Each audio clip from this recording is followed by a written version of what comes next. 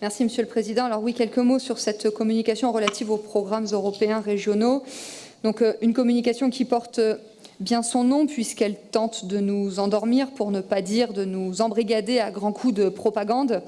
Ces fonds européens doivent répondre à plusieurs objectifs stratégiques, parmi lesquels donc, une Europe plus intelligente et une Europe plus proche des citoyens. Pardon, Mme Diaz, si les interlocuteurs, si nos collègues qui sont devant leur écran pouvaient supprimer leur micro, ça serait sympa. Parce qu'on pourrait avoir des conversations familiales à ceux qui sont dans leur maison. Enfin, peut-être pas, quoi.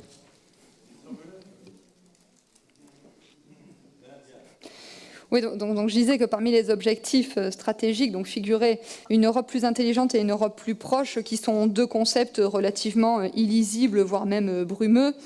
Ensuite vient l'objectif d'une Europe plus sociale. Bon là, je pense que personne ne peut résolument y croire, car la France n'a jamais compté autant de pauvres. D'après le Secours catholique, ce chiffre dramatique s'élève à 10 millions de nos compatriotes.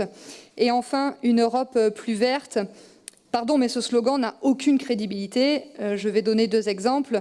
L'Union européenne ne cesse de signer des traités de libre-échange totalement écocides et l'Union européenne ne cesse de vouloir imposer des éoliennes dont on sait pertinemment qu'elles sont une aberration écologique. Un mot sur la communication.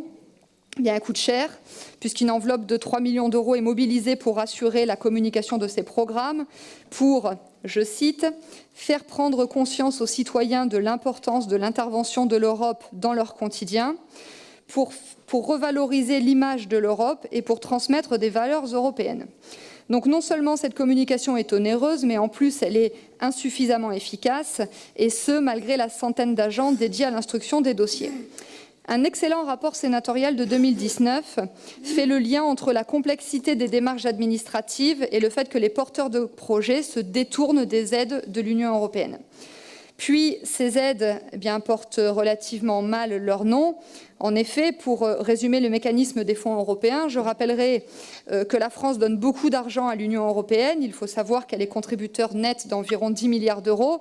Ensuite, que l'Union européenne nous reverse une partie de ce qui est notre argent. Et en plus, elle nous impose la manière dont nous devons le dépenser. Enfin, que se cache-t-il dans cette délibération, derrière cet enthousiasme qui tente de cacher quand même une pointe d'amertume? Il s'y cache votre échec et j'espère que cela débouchera sur la fin de votre eurobéatisme. Premier échec, contrairement à ce que vous avez demandé, l'État recentralise la gestion d'une partie des fonds agricoles FEADER et plus précisément la gestion des aides surfaciques telles que les mesures agro-environnementales et les indemnités compensatoires de handicap naturel, ce que vous venez de nous expliquer.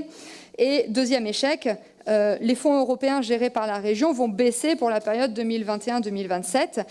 Pourquoi ? Eh bien parce que l'Union européenne remplit de nouvelles missions, en premier rang desquelles l'accueil des migrants. Donc voilà, en conclusion, on paye plus cher, on récupère moins d'argent, on finance les migrations au détriment de la solidarité nationale et en plus il faudrait que la région dise merci à l'Union européenne, alors ça sera sans nous.